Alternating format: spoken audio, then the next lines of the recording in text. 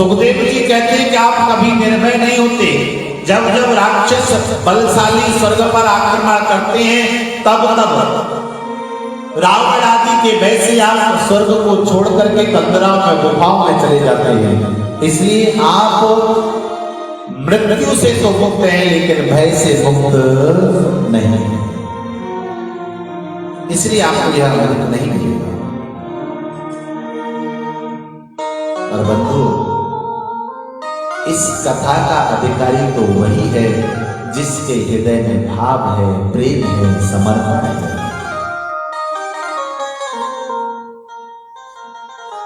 बाबा तुलसीदास जी कहते हैं, राम कथा के ते अधिकारी,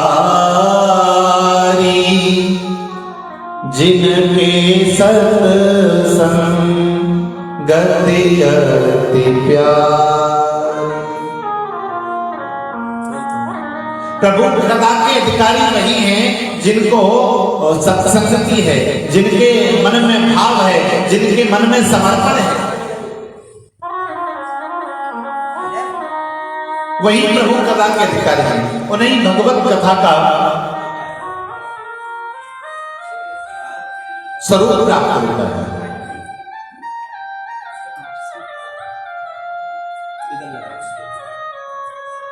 श्रीमद्भागवताख्योऽयं प्रत्यक्ष कृष्ण एव हि।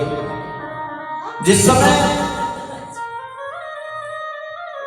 भगवान स्वधाम गमन के लिए तैयार थे उस समय उद्धव ने पूछा, गोविंद जब आप चले जाओगे तो आपके भक्त किसके सहारे रहेंगे, उनका जीवन कैसे रहेगा?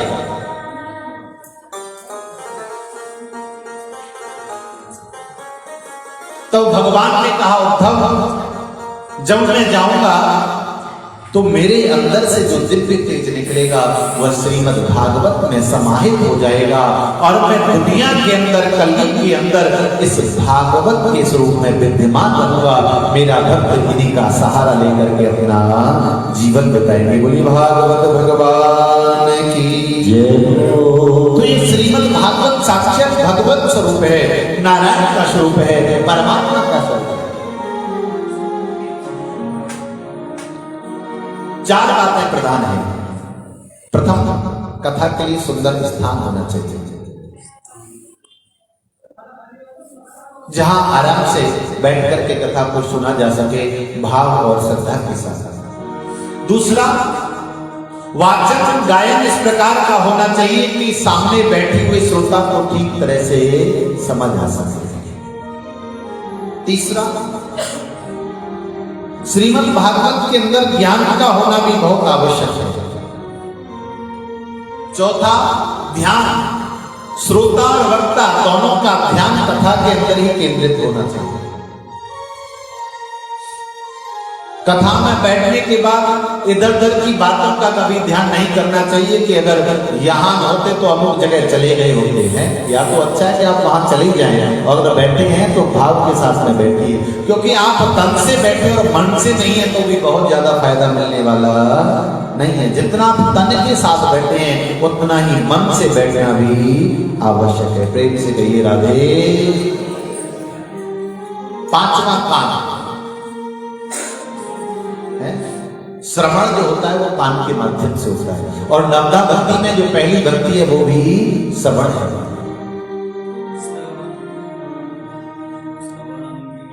श्रवण के माध्यम से आगे का भाव बनता है। रुक्मिणी जी ने भगवान को कभी देखा नहीं था, केवल सुना था, और जो सुना था उसे सुनकर के इतना भाव जागृत हो गया, भाव की प्रबलता इतनी प्रबल हो गई कि ठाकुर जी को उनके सन्मुख आना पड़ा। और जब कान कथा में नहीं होंगे तो आपको उसका संपूर्ण फल नहीं मिलेगा। श्रवणस्य विभेदेन फलभेदोक्त संशयः। सुनने के भेद से फल में भी भेद हो जाता है। दो लोग बराबर में बैठ करके सुन रहे हैं, एक को 80% मिला, एक को 10% मिला। क्यों? बोले 10% वाला सोच रहा था कि आज यहाँ नहीं आता तो मार्केट में जाकर के अमुक अमुक कार्य को पूरा कर लेता है। ना तो कार्य हुआ और ना कथा का ही फल मिला। इसलिए कान अति आवश्यक है कथा में। और श्रीमद् भागवत कथा तो कहती है, जिस समय सनत कुमार जी ने कथा की तो भृगु ऋषि घर घर जाकर के कह रहे हैं लोगों से, चलो भैया कथा सुनने चलिए, कथा सुनने चलिए, कथा सुनने चलिए। तो किसी ने पूछ लिया, भृगु जी आप संत महात्मा होकर के भजन को छोड़ करके घर घर गांव गांव जा रहे हैं, क्यों जा रहे हो भाई? इससे तुम्हें क्या मिलेगा? बोले दो बात है, एक तो धर्म की जागृति, दूसरा बोले अगर इनमें से अगर 50% भी कथा सुनने पहुंचे ना तो प्रत्येक हिस्से का 10-10% मुझे प्राप्त होगा। अर्थात आप कथा में आते हो, साथ में किसी को लेकर के आते हैं, कोई आपके आग्रह से कथा में पहुंचता है तो उसको सुनने में जितना फल मिल रहा है उसका 10% आपका पक्का हो गया। प्रेम से कहिए राधे। एक और बात कहिए राधे। हाँ, तो इसलिए ध्यान और कान दोनों के साथ आप कथा में सम्मिलित हैं। एक समय नारद जी पहुंच गए बद्रिकाश्रम उत्तराखंड। एकदा हि विशालाया चत्वार ऋषयो मला सत्संगार्थ समायाता दद्रिसुस्तत्र नारदम्। विशाल क्षेत्र में पहुंच गए और वहां जाकर के नारद जी ने देखा सनक सनंदन सनातन और सरसमाज चारों के चारों विद्यमान है।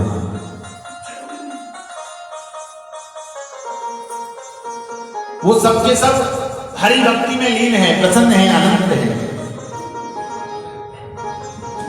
उन्होंने नारद जी को देखा तो बड़ी प्रसन्नता हुई, चलिए हमारे एक भाई आ गए और आकर के सत्संग करेंगे तो हमें भी आनंद आएगा,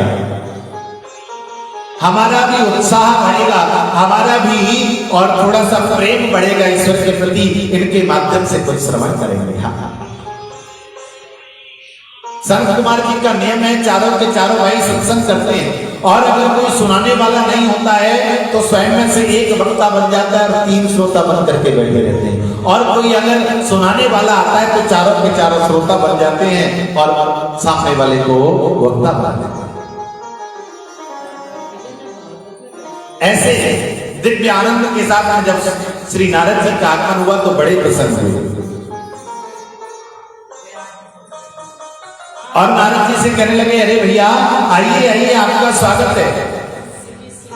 अब जैसे ही वार्तालाप हुआ, मेल मिलाप हुआ, देखा इनके तो मुख पे इतनी चिंता है, व्याकुल है, क्या बात है भैया? कथम ब्रह्मन् दीन मुखा कुतश्चिन्ता तुरो भवान् त्वरितं गम्यते कुत्र कुतश्चागमनं तव। सनत कुमार जी ने पूछा, अरे भैया कथम ब्रह्मन् दीन मुख, अरे भैया ये इस तरह से दुखी मन क्यों कर रखा है, मन चेहरा आपका मुरझाया हुआ क्यों है? अरे प्रसन्न तो होइए, आनंद तो होइए। भगवान से जब भगवान का भक्त मिलता है तो हृदय गदगद होता है, मुखमंडल खिल उठता है, आप उदास क्यों हैं? नारद जी ने कहा, क्या बताऊं, बात ही कुछ ऐसी है। क्या हुआ? बोले भैया मैं बड़ा मन से प्रसन्न चित्त होकर के संपूर्ण जगत में भ्रमण करता हुआ भगवान निज धाम श्रीधाम वृंदावन में पहुंचा।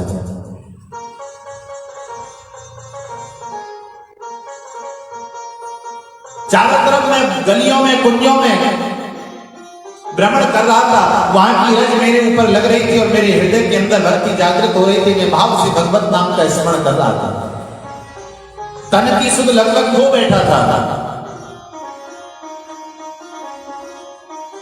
और उसी समय, जिस समय मैं तन की सुध को खो बैठा था, और उसी समय उस स्थान पर मुझे एक आवाज आई। आवाज क्या थी? भो भो साधु क्षणं तिष्ठ मच्चिन्तामपि नाशय दर्शनं तव लोकस्य सर्वभागहरं परम्। भो भो साधु क्षणं तिष्ठ। आवाज आई, हे साधु, हे महात्मा। और मैंने जैसे ही मुड़ करके देखा तो निवेदन किया, महाराज क्षणं तिष्ठ, थोड़ी देर ठहर जाइए, रुक जाइए। नारद जी विचार करने लगे। मैं विचार करने लगा, रुकूं क्यों, किस लिए रुकूं, रुकने का क्या अभिप्राय है? एक तरुणी स्त्री मुझे बुला रही है, क्या मुझे उसके कहने पर रुकना चाहिए अथवा आगे बढ़ जाना चाहिए? लेकिन उसी समय अगली क्षण उसने एक और बात कही, मच्चिन्तामपि नाशय। महाराज ठहरिए और ठहर करके मेरी चिंता का हरण करिए, उसका नाश करिए। कौन सी चिंता और उसका नाश क्यों करना? दर्शनं तव लोकस्य सर्वभागहरं परम्। मैंने तो ऐसा सुना है कि अगर सत्संग का दर्शन हो जाए तो जीवन की सारी समस्याएं दूर हो जाती हैं, क्योंकि संत ही भगवंत का स्वरूप होते हैं और वो भी सीधाम वृंदावन में संत मिले तो जीवन का आनंद ही अलग हो जाए।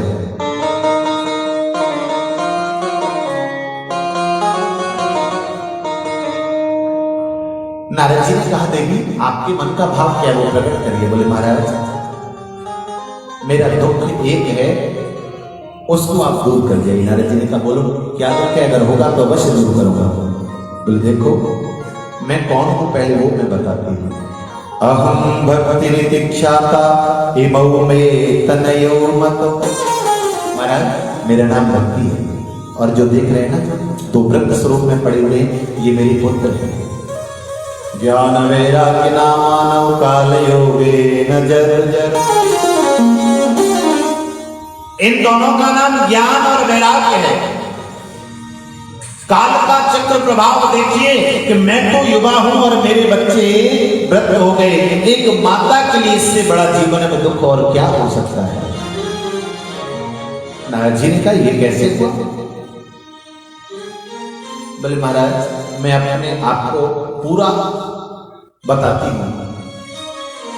उत्पन्ना द्रविड़ेशाहं वृद्धिं कर्णाटके गता क्वचिन् क्वचिन् महाराष्ट्रे गुर्जरे जीर्णता गता।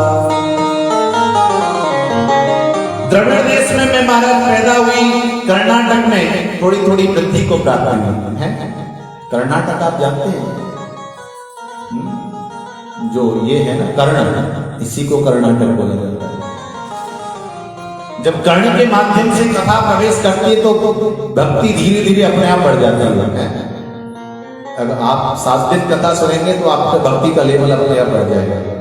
अब थोड़ा सा विश्राम लग जाएगा तो अपने आप डाउन भी हो जाएगा। तो वृद्धि कर्नाटक कथा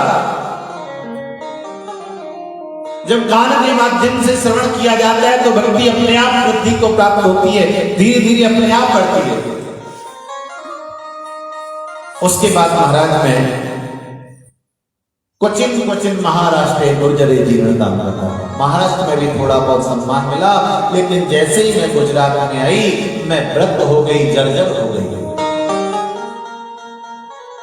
मेरा शरीर शिथिल हो गया। वृद्धावस्था में जरावस्था ने मुझे घेर लिया। तो बोले तब किसी संत ने कहा, भक्ति अगर अपने आप को जीवित रखना चाहती है तो श्री धाम वृंदावन चली जाओ। और भक्ति कहती है, वृंदावन से संयोगा पुनस्तुं तरुणी नवा धन्यं वृंदावनं येन भक्तिर्नत्यति यत्र च। महाराज जैसे ही मैं श्रीधाम वृंदावन में आई और यहाँ की रजका मुझे स्पर्श हुआ, मेरा तो कायाकल्प हो गया, जीवन ही बदल गया। भक्ति कहती है कि प्रेम का प्रवाह इतना बड़ा कि मैं झूम करके नाचने लगी, गाने लगी है। अरे श्री वृंदावन धाम अपार रटे जा राधे राधे। श्री वृंदावन धाम अपार रटे जा राधे राधे। श्री वृंदावन धाम अपार रटे जा राधे राधे। श्री वृंदावन धाम अपार रटे जा राधे राधे।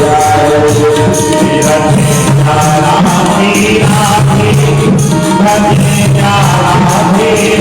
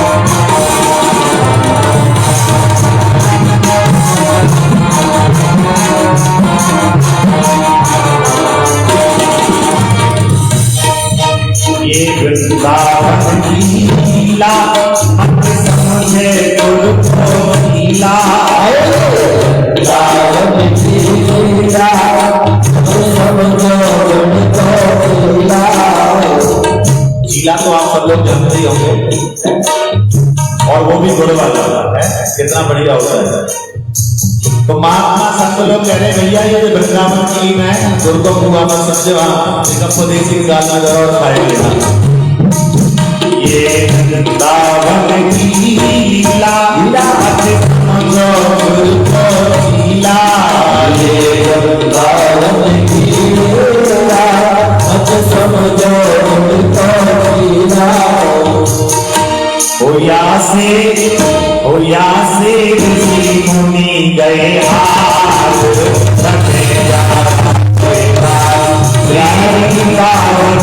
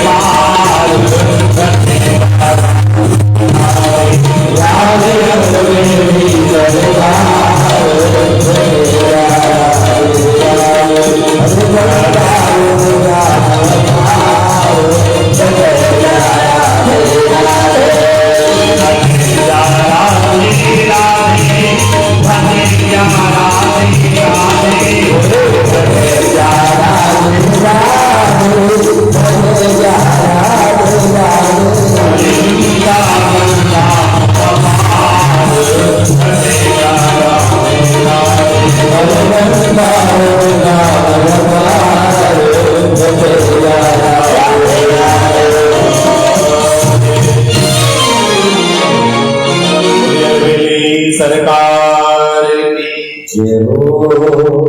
तो नारद जी ने कहा भक्ति ये तो बहुत बढ़िया बात है, तुम नाचने कूदने लगी और क्या चाहिए तुम्हें? भक्ति ने कहा महाराज मैं तो नाचने लगी लेकिन मेरे दोनों पुत्र वृद्ध हो गए, इनकी मुक्ति का कोई उपाय बताइए, इनका उद्धार कैसे हो यह बताइए। जीवन में माता और पिता जितना संतान के लिए सोचते हैं शायद ही कोई सोच पाए।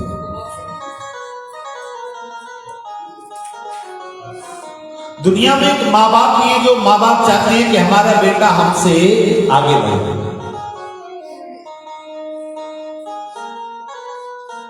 आप अच्छा करें ये बहुत लोग चाहते होंगे, लेकिन आप उनसे अच्छा करें हर कोई नहीं चाहता। इसलिए भक्ति कहती है महाराज मैं तो मां हूं और मुझे इससे बड़ा तो कोई और दिखाई नहीं दे रहा है, आप बताइए ना कैसे ये सब होगा। नारद जी कहते हैं तब मैंने वेद वेदांत घोषैश्च गीता पाठैर्मुहुर्मुहुः। नारद जी कहते तो मैंने वेद वेदांत का बार बार पारायण किया, गीता का बार बार पाठ किया, तो क्या हुआ? बोले मूर्छा तो जागृत हुई, थोड़े से होश में आते हैं, कुछ देर सही रहते हैं, उसके बाद पुनः मूर्छित हो जाते हैं। ये सबसे बड़ी बात है। तो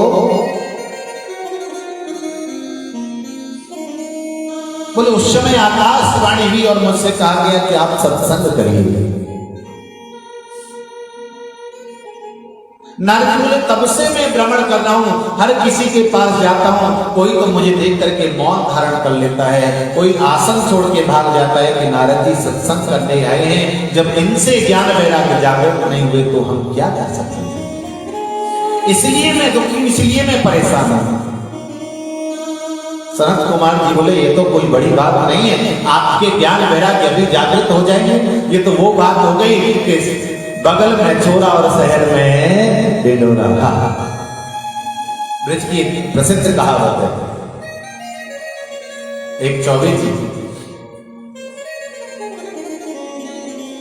संध्या के समय आप कभी मथुरा में जाओ, वृंदावन की बात नहीं कर रहा, मथुरा की बात कर रहा, तो जो विश्राम घाट इत्यादि है और जो आसपास में जो भी बड़े बड़े बगीचे आते हैं, शाम को जैसे ही 3-4 बजता है ना, तो वहां पर जो चौबे लोग हैं, ब्रजवासी लोग, वो पहुंचना शुरू हो जाते हैं।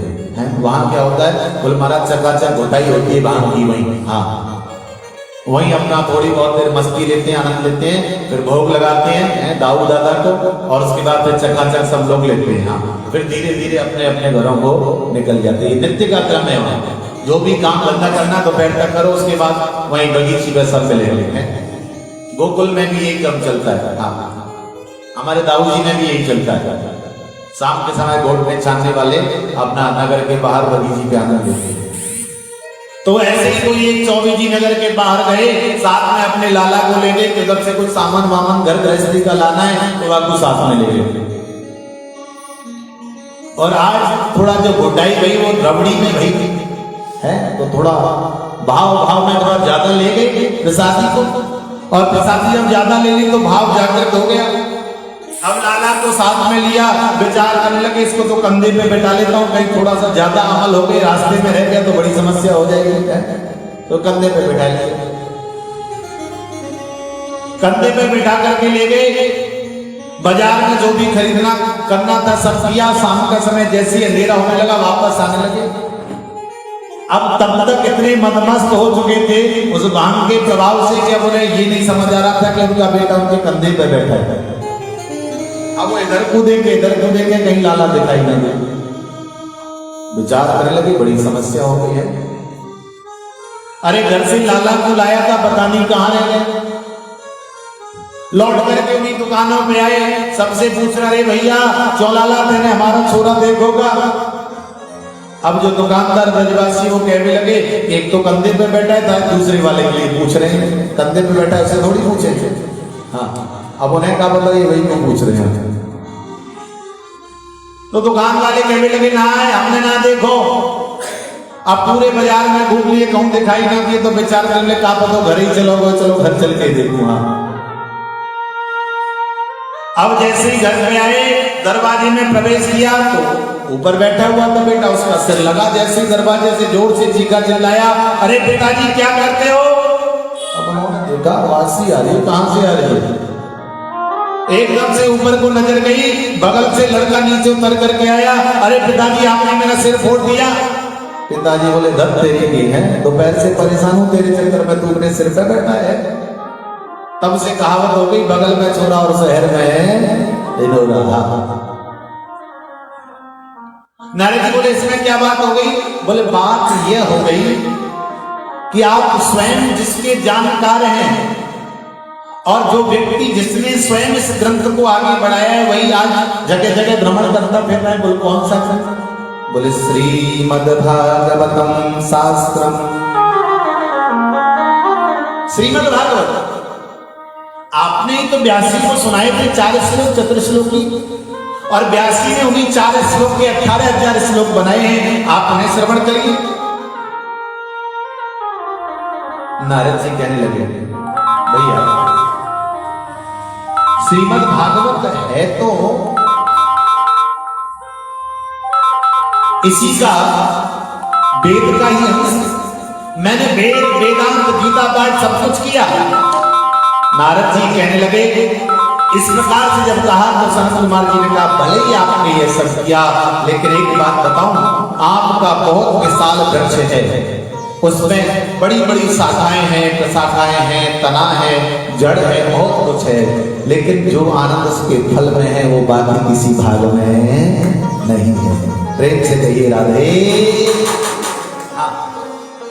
अगर आपने फल खाया और फल खाने के बाद आप कहें भैया जब ये फल इतना मीठा है तो इसकी डाली कितनी मीठी होगी, इसका तना कितना मीठा होगा, इसकी जड़ें कितनी मीठी होगी, उन्हें भी चखना चाहिए, तो इससे आपका कुछ नहीं होने वाला है, क्योंकि जो उसका आनंद है पूरा आनंद उस फल के अंदर समाये। तो उसी प्रकार से सनत कुमार जी समझाते हैं कि जो भागवत है वह संपूर्ण शास्त्रों का निचोड़ पका हुआ फल है, और इसे जैसे ही आप खिलाओगे तुरंत आपकी भक्ति प्रकट हो जाएगी। हाँ। तो कैसे होगा? बोले ऐसा है, हम यहाँ बद्र का सबसे नीचे चलते हैं, हरि के द्वार अर्थात हरिद्वार है, भगवान नारायण का है, 4 धाम का जो मुख्य द्वार कहा जाता है हरिद्वार को, हरिद्वार। उसी द्वार पे पधारे और वहीं पर भक्ति के लिए 3 आसन डाल दिए। बढ़िया सुंदर आनंद वन में विशाल वट वृक्ष के नीचे आसन लगाया, सनत कुमार जी उस पर बैठे, और नीचे मृग मरीचिका बालू में बढ़िया शुभ स्थान पर समस्त ऋषि गण विराजमान हुए। एक तरफ नारद जी भी बैठे और भाव से कथा सुन रहे हैं। जो 2.5 घड़ी से एक जगह ज्यादा नहीं रुक सकते वो नारद जी 7 दिन बैठ करके कथा सुन सकते है ना। आश्चर्य कैसे संभव हुआ? बोले जिस समय नारद जी कथा में बैठे तो बैठते समाधि लग जाती थी और तन का भाव भूल जाते थे। जब आप तन की सुध भूल गए तो इसलिए तन की सुध भूलने की वजह से, देह का भान न होने की वजह से वो 2.5 घड़ी वाला जो प्रभाव था वो प्रभावित नहीं कर पाया। जो श्राप था उसका प्रभाव नहीं हुआ क्योंकि उन्हें तन की सुध नहीं थी। प्रेम से कहिए राधे। भक्ति उस कथा के मध्य में प्रकट हो गई और झूमने लगी, नाचने लगी, गाने लगी। संतों ने कहा अरे अरे बिठाई ऐसे कौन है, कौन खड़ा हो गया कथा के बीच में? तब किसी ने धीरे से कहा महाराज यह भक्ति है जिसे पाने के लिए आप दर दर भटकते हैं ना, आज वही भक्ति आपके बीच में प्रकट होकर के नृत्य कर रही है। श्री कृष्ण गोविंद हरे मुरारे नाथे के नामा ने मोहर बदल। भगवत नाम का स्मरण भक्ति कर रही, ज्ञान वैराग्य प्रकट हो गए, सब आनंद ले रहे हैं। ऐसा सुंदर पावन ग्रंथ है। और क्या बताया गया? ये मानवा पापकृतस्तु सर्वदा सदा दुराचारता विमार्गगा क्रोधाग्निदग्धा कुटिलास्य कामिना सप्ताह यज्ञेन कलौ पुनन्ति ते। जिस व्यक्ति ने जीवन पर्यंत पाप कर्म किया हो, कभी कोई शुभ कर्म नहीं किया हो, और पाप कर्म करते करते इस दुनिया से भी चला गया हो,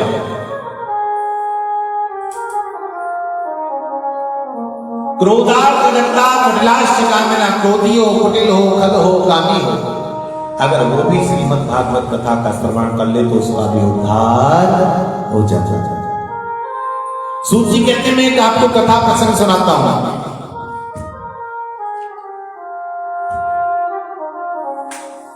तुंगभद्रा तटे पूर्वम् अभूत्पत्तनमुत्तमम् यत्र वर्णा स्वधर्मेण सत्य सत्कर्म तत्परा। तुंगभद्रा नाम की पावन नदी के तट पर आत्मदेव नाम के ब्राह्मण रहा करते, जिनकी कोई संतान नहीं थी। एक पत्नी जिनका नाम धुंधली। आपने शब्द इस प्रसंग को सुना है। संतान न होने से ब्राह्मण थोड़ा दुखी, उदास। एक दिन ब्राह्मण ने घर छोड़ दिया और बाहर नदी के पावन तट पर चले गए कि मैं प्रभु को प्राप्त करके संतान प्राप्त करूंगा। थोड़े दिन तपस्या की, भगवान प्रकट नहीं हुई तो विचार किया वापस नगर में जाने से कोई फायदा नहीं है, इसलिए अपने प्राणों को यही न्योछावर करता हूं। नदी में छलांग लगाने के लिए तैयार हुए थे कि महात्मा आ गए। अरे भैया क्या कर रहे हो? बोले महाराज जी अब जीवन रखना नहीं चाहता था। क्यों, क्या हुआ? महात्मा ने पूछा, कथम रोदसी विप्रत्वम काते चिंता करीयसी वदतं सत्वरं मह्यं स्वस्य दुःखस्य कारण। कथम रोदसी विप्रत्वम, अरे ब्राह्मण देवता क्यों दुखी हो रहे हो, क्यों रो रहे हो, आखिर कारण क्या है? ब्राह्मण का दुखी होना अच्छी बात नहीं है।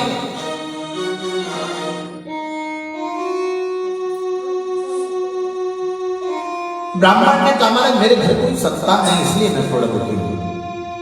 निसंतान को लोग नाना प्रकार के अपशब्द बोलते हैं, कोई कुछ कहता है, कोई कुछ कहता है। दुनिया के ताने को सुन सुन करके मैं तंग आ गया हूं, इसलिए अब जीवन को त्यागना चाहता था। महात्मा ने कहा सुनो, मुंचा ज्ञानम प्रजारूपम बलिष्ठा कर्मणो गति। जो झूठा ज्ञान तुमने पाल रखा है ना कि बिना संतान के कुछ नहीं, से छोड़ दीजिए। कर्म की गति बड़ी विलक्षण है। अगर तुम्हारे भाग्य में होगा तो मिल जाएगा।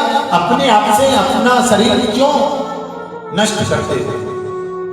बोले नहीं महाराज, या तो मुझे संतान मिले, नहीं तो मैं अभी जाऊंगा। महात्मा जी का ये तो गले पड़ गया। तो एक फल निकाला, कहा ये लो। ब्राह्मण बोला महाराज इससे क्या होगा? बोले संतान होगी। बोले अभी तो आप मुझे ज्ञान दे रहे थे, उपदेश दे रहे थे और कह रहे थे मेरे यहाँ 7 जन्म संतान नहीं, अभी फल दे रहे हो, कह रहे हो संतान मिलेगी। आखिर दोनों में से कौन सी बात सत्य है? महात्मा ने कहा दोनों ही सत्य है। वो जो कहा वो भी सत्य है कि 7 जन्म तक संतान नहीं है, और ये जो कह रहा हूं कि इस फल से संतान होगी, ये भी अकाट सत्य है, इसलिए भी कोई झूठ नहीं है। उसी समय प्रणाम किया महात्मा को और वापस नगर में आया। आकर के धर्मपत्नी को फल दिया, कहा देवी इसको ग्रहण करिए, इसको खाइए।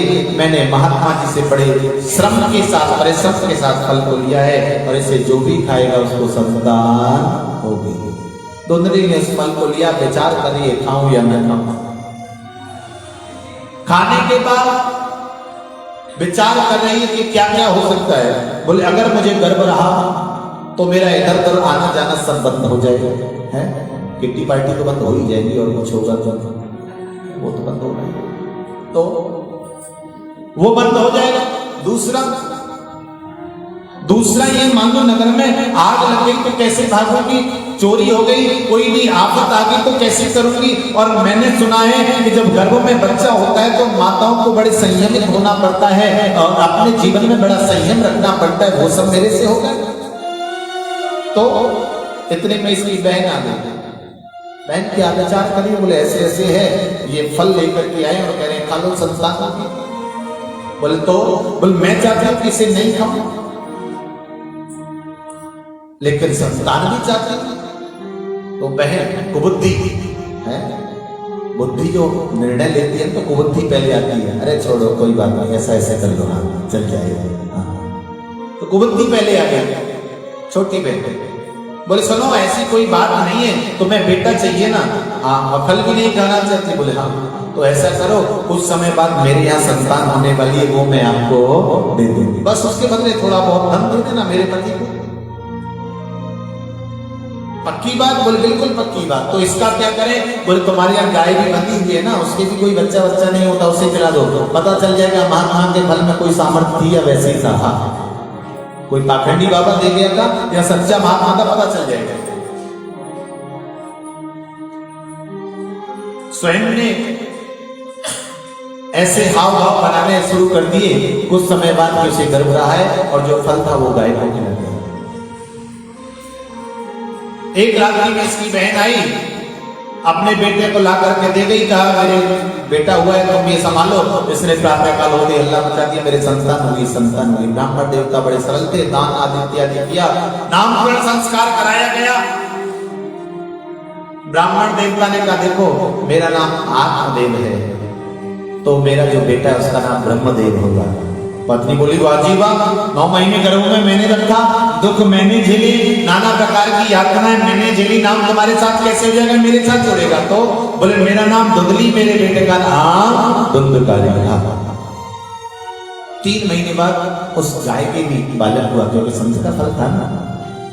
गोकर्ण जी के रूप में वह बालक प्रकट हुआ, सब कुछ शरीर पूरा का पूरा मनुष्य जैसा है, केवल कान जो है वो गाय जैसे, इसलिए नाम पड़ गया गोकर्ण। आज ने बड़े प्रसन्न हुए, देखो मेरा कैसा भाग्य जग है, कहा मेरे इतनी संतान नहीं थी, अब मेरे गाय से भी बछड़े की जगह मनुष्य रूप पैदा हुआ। धीरे धीरे दोनों बड़े होने लगे। गोकर्णा पंडितो ज्ञानी धुंधकारी महाखल। जो गोकर्ण हुआ वो तो पंडित हुआ, ज्ञानी हुआ, और जो धुंधकारी हुआ वो दुष्ट हुआ, दुराचारी हुआ, पापी हुआ। माँ बाप को त्रास देने लगा, सताने लगा, क्या किया जाए? गोकर्ण ने पिताजी को समझाया, पिताजी मोह ममता त्याग दो बेटी की। क्यों? पिताजी सबको छोड़ करके आप भजन करिए भगवान का।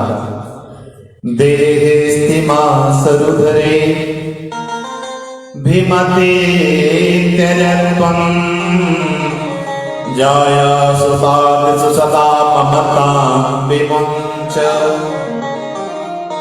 पश्यानिशं जगदिदं क्षणमङ्गनिष्ठ वैराग्य राग रसिको भव भक्तिनिष्ठ।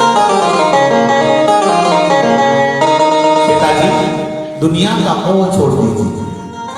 बोले परिवार? गोकर्ण ने समझाया परिवार क्या है? जो बेटा आपको अभी इस प्रकार के दुख दे रहा है, आपको लगता है जब शरीर शिथिल हो जाएगा तो सुख देगा? नहीं देगा। इसलिए अपना कल्याण अपने आप करिए। गोकर्ण से कहने से आत्मदेव चले गए, भगवान का भजन करते हैं। स्वयं गोकर्ण भी चले गए, केवल माँ धुंधली रह गई। इसने माँ को यातना दी, वो बेचारी रात को समय घर से बाहर निकली और एक कुएं में जाकर के प्राणांत हो गया।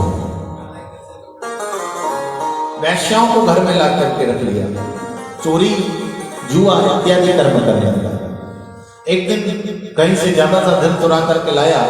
वैश्याओं ने देखा सबसे अच्छा तो यह कि इस धन को हम स्वयं रख लें, क्योंकि आज नहीं तो कल धन पकड़ा जाएगा और इसके साथ में हमें भी दंड मिलेगा। तो रात्रि में आज इसका प्राणांत कर देते हैं। 5 वेश्याओं ने मिलकर के राज को इसे मदिरापान कराया।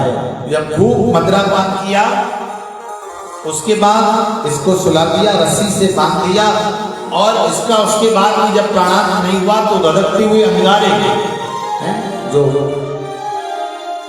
कंडा होता है, उपला होता है, वो जो जल जाता है और उसकी जो ज्वलंत अग्नि होती है वो इसके मुख में डाली और इस प्रकार से इसने अपने शरीर को छोड़ दिया। ये 5 वेश्याएं कौन है? शब्द, स्पर्श, रूप, रस और गंध, इन 5 में ही व्यक्ति लगा रहता है।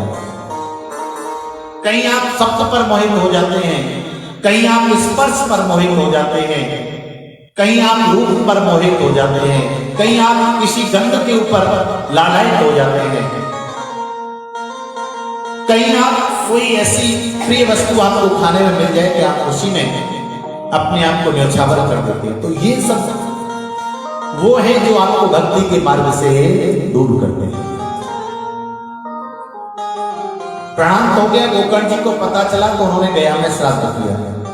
वापस जब अपने नगर में किसी समय बाद पहुंचे तो उसी अपने टूटे फूटे घर में पहुंचे, रात्रि को विश्राम किया, भजन करने लगे। उसी समय ये कभी बैल बन करके आता है, कभी बकरी बन करके आता है, कभी गधा बन करके आता है। कौन? धुंधकारी। उसी समय जल लिया, ऊपर छोड़ा तो एकदम से अपनी मुख से शब्द कहने लगा, भैया अहं भ्राता त्वदीयोऽस्मि धुंधकारीति नामतः स्वकीयेनैव दोषेण ब्रह्मत्वं नासितं मया। अरे भैया, मैं आपका भाई धुंधकारी। गोकर्ण का धुंधकारी तुम्हें मुक्ति नहीं मिली, मैंने तो गया में श्राद्ध किया। गोकर्ण से धुंधकारी कहने लगा, गया श्राद्ध सतेनापि मुक्तिर्मेन भविष्यति। अरे एक तो छोड़िए, आप गया जी में जाकर के 100 श्राद्ध करें तो भी मेरी मुक्ति होने वाली नहीं है। क्यों?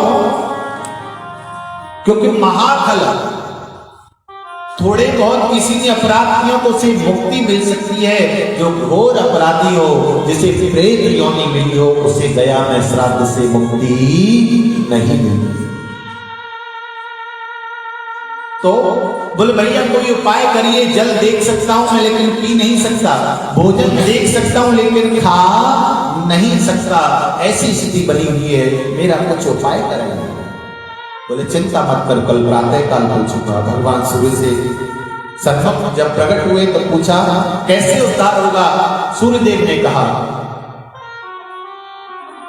श्रीमद्भागवतान् मुक्ति सप्ताहं वाचनं कुरु। श्रीमद्भागवत कथा करिए, उससे मुक्ति मिलेगी। आज गोकर्ण जी स्वयं वक्ता बने, बाकी सबको श्रोता बनाया और श्रीमद् भागवत कथा का प्रारंभ हुआ। अब धुंधकारी भी आया लेकिन इसे बैठने के लिए कहीं स्थान नहीं मिला, तो जो पांडल लगा हुआ था उसमें एक बांस लगा हुआ था, इसने उसके अंदर प्रवेश कर लिया। और जैसे ही पहले की कथा पूरी हुई, प्रथमे तथा सायं प्रथमा ग्रंथि भेदन, संध्या का समय हुआ और आरती हुई, विश्राम हुआ कथा का, उसी समय वो बांस की पहली गांठ फट गई। इसी तरह से 7 दिन में 7 गांठें फट गई। 7 दिन के बाद में एक दिव्य स्वरूप में दिव्य रूप प्रकट हुआ। बोले भक्तवत्सल भगवान की जय। उस रूप को देख करके गोकर्ण जी को बड़ा आश्चर्य हुआ, भैया ये कौन है? उसी समय दोनों हाथ जोड़े धुंधकारी खड़ा हुआ और कहने लगा, भैया मैं आपका भाई धुंधकारी। अच्छा, लेकिन तुम्हारा ये सब कैसे हुआ? बोले आपने जो मुझे भक्ति सुनाई, आपने जो मुझे सत्संग सुनाया, उसके प्रभाव से मेरा जीवन बदल गया। उसी समय भगवान नारायण के पार्षद उन्हें लेके आ गए। गोकर्ण जी ने पूछा, सुनो किसके लिए आए हो? बोले धुंधकारी को लेके। गोकर्ण जी ने कहा, यार कथा सुनने वाले तो बहुत सारे थे, केवल एक विमान क्यों आया? विमान तो सबके लिए आना चाहिए था।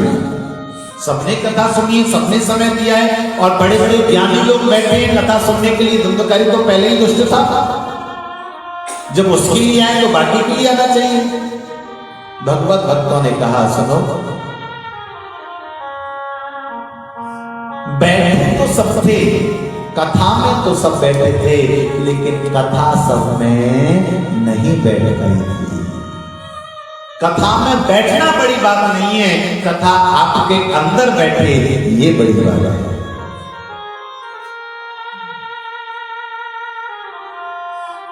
श्रवणस्य विभेदेन फलभेदोक्त संशय। सुनने में भेद होगा तो फल में भी भेद होगा। गोकर्ण जी धुंधकारी ने सुना है, सुनने के बाद मनन किया है और अपने जीवन में चर्चा किया, इसलिए आज उसका कल्याण हो गया। गोकर्ण जी बोले कोई बात नहीं, अगली बार फिर कथा करेंगे। अगली बार फिर कथा हुई, बहुत सारे लोग कथा सुनने के लिए आए और बहुत सारे लोगों के लिए कथा के बाद विमान आया है। सब विमान में बैठ करके चले गए।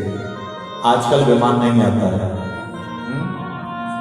ये भी अच्छा विमान नहीं आता है, तो जो भी 10-20-50 आते हैं वो भी आना बंद कर देते हैं। इन 7 दिन बाद जाना पड़ेगा।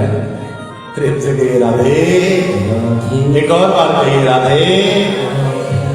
विमान का मतलब क्या है? विगता माना सह विमान। जहां आपका अभिमान नष्ट हो जाए, है जहां आपके अंदर अहम मैं मेरा मैं पर नष्ट हो जाए, समझिए वही आपके जीवन का विमान है। विगता माना, जहां मान चला जाए, कोई सम्मान दे तो भी अच्छा, नहीं दे तो भी अच्छा है। बहुत सारे लोग भैया हमारा तो नाम लिया ही नहीं कथा में, हमारा तो नाम लेना चाहिए था, तो वो सब बातें नहीं होनी चाहिए। विगता मान, आपके जीवन का मान चला गया, समझ लीजिए आपके जीवन में विमान आ गया। कोई एक रसिक वक्ता थे, वो कथा कर रहे थे, उन्होंने इस कथा में पूछ लिया कि भैया अगर विमान आ जाए तो कौन कौन जाएगा। अब जितने भी लोग बैठे थे किसी ने हाथ नहीं उठाया, क्योंकि जाना तो कोई नहीं चाहता ना साहब। जाने की इतनी भी जल्दी नहीं है कि कथा से ही अपना सीधे चल पड़े, तो किसी ने हाथ नहीं उठाया। अच्छा वक्ता तो वक्ता ही होते, उन्होंने थोड़ा सा परिवर्तन कर दिया। क्या? उन्होंने कहा 2-4 दिन की बात है, घुमा फिरा के विमान वापस यहीं छोड़ जाएगा। अब कौन कौन जाएगा, तो सबने हाथ उठा लिए। कोई बात नहीं, पिकनिक पे ही तो जाना, 4 दिन बाद वापस आ जाए। सुना है कि जीते जी स्वर्ग नहीं दिखाया जाता, और माँ व्यास जी कह रहे दिखा लेंगे तो और बढ़िया है। सबने हाथ उठा दिए, मैया ने हाथ नहीं उठाया। और वक्ता जी को बड़ा दुख कि सबने हाथ उठाए, बूढ़ी मैया इन्होंने हाथ नहीं उठाया। बोले मैया तुमने हाथ क्यों नहीं उठाया? मैया बोली व्यास जी क्या बताऊं, जे सबके सब चले जाएंगे तो स्वर्ग यहीं पे बन जाएगा, स्वर्ग जाने की जरूरत ही नहीं है। हाँ है? तो जीवन में विमान आने का भाव है, आप मान से परे हो जाएं, आप अपमान से परे हो जाएं, आप सम्मान से परे हो जाएं, आपके जीवन में विमान आ गया। कथा का नियम है, आप व्रत रह करके कथा सुन। आजकल शरीर में छोटी सी उम्र से ही रोग लग जाते हैं, किसी को डायबिटीज है, किसी को कुछ है, किसी को कुछ है। तो ऐसा भी नहीं है कि आप व्रत के चक्कर में कल से कथा में ना होगा है। तो शास्त्र कहता है कि अगर शास्त्र में तो यहां तक आ गए केवल घी पी की कथा सुनिए। अब एक क्षणाक भर घी ना बचा पाए और पूरे दिन घी पी के कथा सुना तो बहुत बड़ी बात है। तो कहा गया कि फलाहार रह करके कथा सुनिए। बोले फलाहार से भी बात न बने तो एक समय प्रातः काल के समय फलाहार करिए, शाम को भोजन करिए। अगर उससे भी बात न बने तो भोजनम तो वरम मन्ये कथा श्रवण कारकम नोपवासो वरः प्रोक्ते कथा विघ्न करो। फिर शास्त्र कहता है कि भैया खूब भोजन लीजिए, चकाचक। चकाचक में उतना होना चाहिए कि कथा में आने के बाद झोंका ना आए। हाँ है, तीसरी दुनिया में न पहुंचे आप, उतना भोजन करिए है, उसमें कोई हानि नहीं है। अगर आपने व्रत रखा और व्रत रखने के बाद आप बीमार पड़ गए और कथा में नहीं आ पाए तो उससे अच्छा है कि आप भोजन लें और नियमित कथा में पधारें। प्रेम से कहिए राधे। आइए इस प्रकार से यह पावन कथा प्रसंग है जिसको हमने और आपने श्रवण किया। कथा सुनने का नियम है, कथा 3 प्रकार से सुनी जाती है। सुनना कैसा होना चाहिए? बकरी, आप जानते हैं बकरी को कभी आपने पानी पीते हुए देखा है किसी सरोवर में या किसी नदी में? जब बकरी पानी पीती है ना किसी नदी या सरोवर में, तो आगे के दोनों पैर झुका लेती है, घुटनों के बल बैठ करके पानी पीती है आराम से, अंदर नहीं जाती, किनारे पर रहकर जल को दूषित नहीं करती है। तो ये जो श्रोता होते हैं प्रथम क्वालिटी के होते हैं, उच्च श्रेणी के। दूसरा गाय को आपने देखा है, गाय जब जल में जाती है सरोवर में, नदी में, तो आगे के 2 पैर तो उसके जल में होते हैं, पीछे के 2 बाहर होते हैं तट पर, और वो जल जाती है। उससे भी जल बहुत ज्यादा दूषित नहीं होता है। तीसरा, आपने भैंस को तो देखा होगा, जल में घुस जाए तो निकलने का नाम नहीं लेती है फिर तो है। तो मुझे उम्मीद है कि आप पहले और दूसरे श्रेणी के ही श्रोता रहेंगे, तीसरी पे तो नहीं जाएंगे। क्या जाओगे क्या? नहीं जाओगे, समझदार लोग टाइप हो जाएंगे साथ। प्रेम से कहिए राधे राधे। एक और बात कहिए राधे राधे राधे। आइए आज कथा का यहीं पर हम विश्राम लेंगे और कल ठीक समय से आप लोग आएंगे, तो हम भी समय से ही आपको छोड़ेंगे, है ना। और कल ठीक 2 बजे से श्रीमद् भागवत कथा का आनंद लेंगे। कल सुखदेव जी महाराज का आगमन कथा में होगा और राजा परीक्षित को श्राप भी होगा। कल श्रापित होने के बाद सुखदेव जी महाराज के सन्मुख परीक्षित बैठ करके कथा सुनेंगे और उस कथा का हम और आप सब लोग आनंद लेंगे। बोली बांके बिहारी लाल की जय हो, अलवेली सरकार की जय हो, जय जय श्री राम। अरे मन चल वृंदावन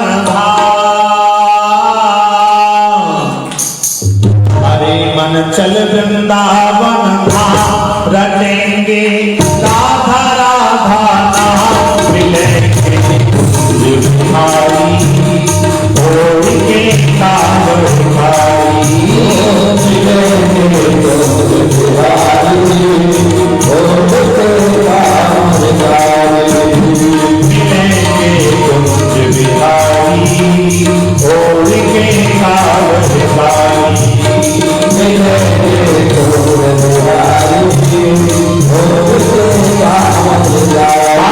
हरि लाल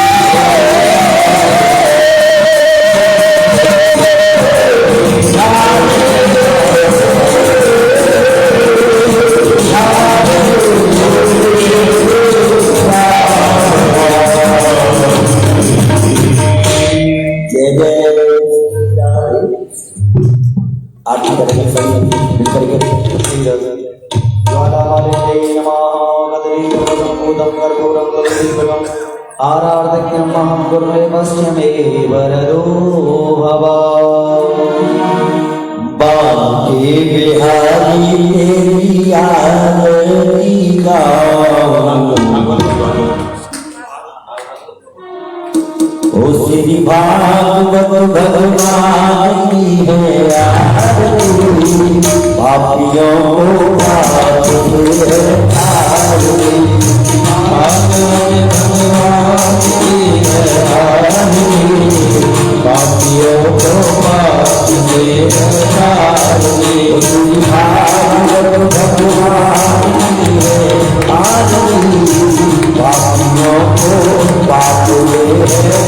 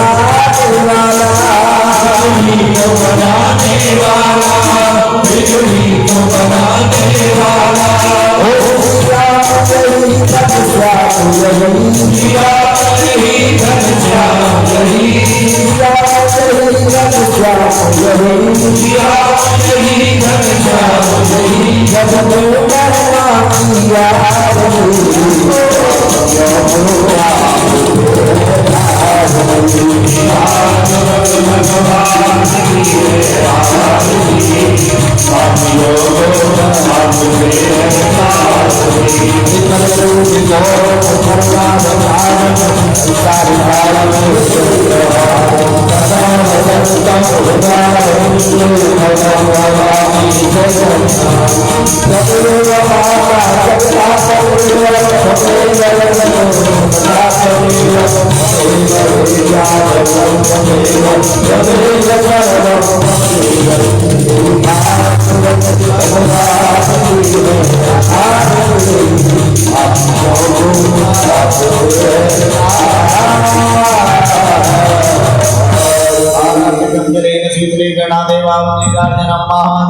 नीराजनाते ओम शीतलुक्तम जगन्माता शीतलुक्तम जगत्पिता शीतलुक्तम जगद्धात्री शीतलायै नमो नमः।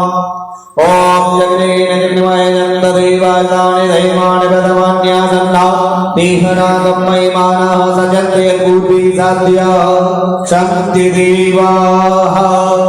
हरिः ओम एकदन्ताय विद्महे वक्रतुण्डाय धीमहि तन्नो दन्ति प्रचोदयात्। हरिः ओम तत्पुरुषाय विद्महे महादेवाय धीमहि तन्नो रुद्रः प्रचोदयात्।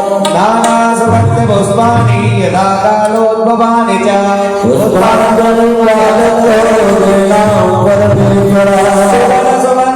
सुमनसा पुष्पांजलि अर्पित करो मेरे कृष्ण करो स्वीकार। चरणयों मंत्र पुष्पांजलि समर्पयामि। बोलिए भागवत महापुराण की जय हो, व्यास जी महाराज की जय हो, देवी महाराज की जय हो, धाम की जय हो, धाम की जय हो, महाराज की इंद्राय धरण की जय हो, हर जी जय हो, हर का